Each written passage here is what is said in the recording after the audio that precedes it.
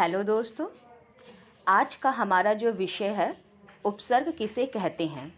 आज हम लोग उपसर्ग के बारे में अध्ययन करेंगे।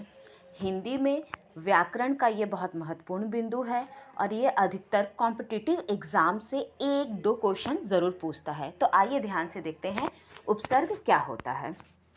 उपसर्ग किसे कहते हैं? किसी शब्द के पूर्व जोड़े जाने वाला यह शब्दांश जो मूल शब्द के अर्थ को बदल देता है उपसर्ग कहलाता है। तो यहाँ पर यह है कि वह शब्दांश जो शब्द के आगे लगकर शब्द का अर्थ बदल देता है उसे उपसर्ग कहते हैं। ठीक है, तो यहाँ पर यही समझाया गया है कि वह शब्दांश जो किसी भी शब्द के आगे लगकर उस शब्द का अर्थ में परिवर्तन कर देते हैं उन्हें उपसर्ग कहते हैं। जैसे यहाँ पर देखिए निर्जीव, पहले यहाँ पर जीव का मतलब देख लेते हैं प्राणी, और नीर का मतलब होता है बिना या निषेध। तो यहाँ पे जीव के आगे नीर शब्द जुड़ गया है। जब नीर आगे जुड़ा है प्लस जीव में तो वो हो गया है निर्जीव। जो नीर है वो उपसर्ग है। वो क्या है? उपसर्ग है।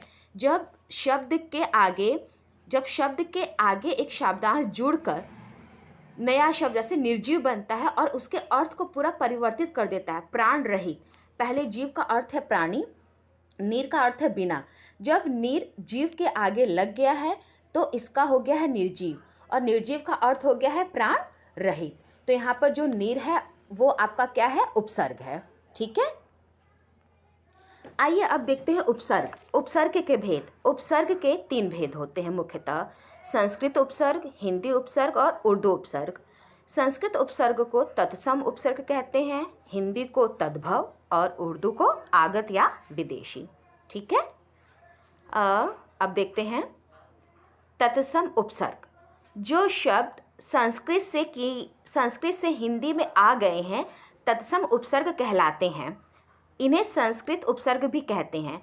तो यहाँ पर यह बात है कि वो शब्दांश जो संस्कृत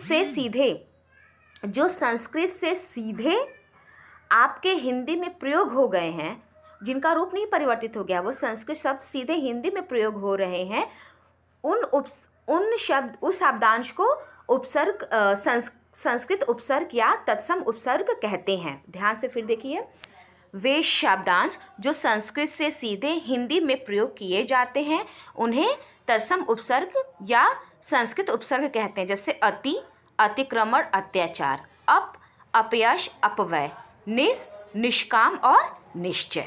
ठीक है, अब हम लोग पढ़ते हैं तद्भव। क्या पढ़ेंगे? दूसरा है तद्भव। याद रखिए, तद्भव को हिंदी उपसर्ग भी कहते हैं। तद्भव उपसर्ग मूलतः संस्कृत के तत्सम उपसर्ग से विकसित हुए हैं।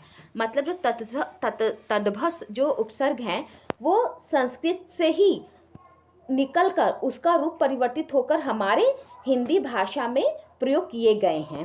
ठीक है, जैसे अन या अन का ऐसे अनपढ़, अनहोनी, अथा, और उनका 49, 69।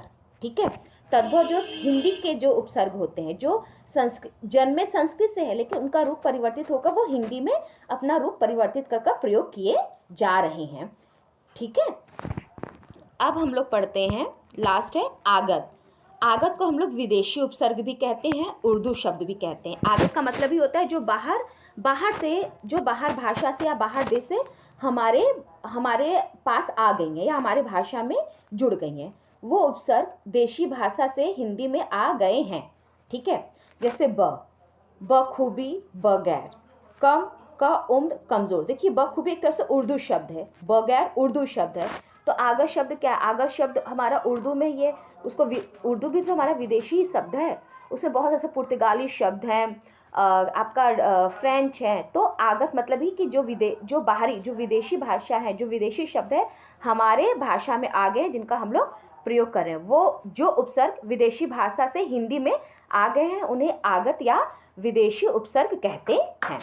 ठीक है, और याद रखिएगा उपसर्ग हमेशा आगे लगता है, और जब हम लोग उपसर्ग को अलग कर, जैसे यहाँ पे ब ही देख लीजिए, बखूबी, बधन खूबी, ब अलग हो गया और ये खूबी अलग हो गया। जब हम लोग इसको अलग अलग रहते तो उसका कोई वो नहीं, जब एक साथ जुड़ गया तो उसका अंतर अलग हो गया। बगैर, बधन गैर, कम का कम धन उम्र, कम मतलब कम, उम्र मतलब आयु, कम जोर, कम धन जोर, तो हमेशा उपसर्ग आगे लगता है। हमेशा ध्यान रखिएगा, उपसर्ग हमेशा आगे लगता है। धन्यवाद। यदि मेरी वीडियो आपको अच्छी लगी हो, आपको नॉलेज मिला हो, तो प्लीज़ आप लोग लाइक, शेयर और कमेंट्स कीजिए, और कमेंट्स प्लीज़ कीजिए ताकि मुझे यदि मेरी जो गलतियां हैं वो मुझे पता चले, और नेक्स्ट वीडियो में मैं और अच्छे से उस गलती पर काम करके उस अच्छे से वीडियो बनाऊं, ताकि लोगों को नॉलेज मिले, उनके नॉलेज ज़्यादा, उनको नॉलेज गेन हो, और मेरी कमियों में हम अपना इम्प्रूवमेंट कर सकें। धन्यवाद।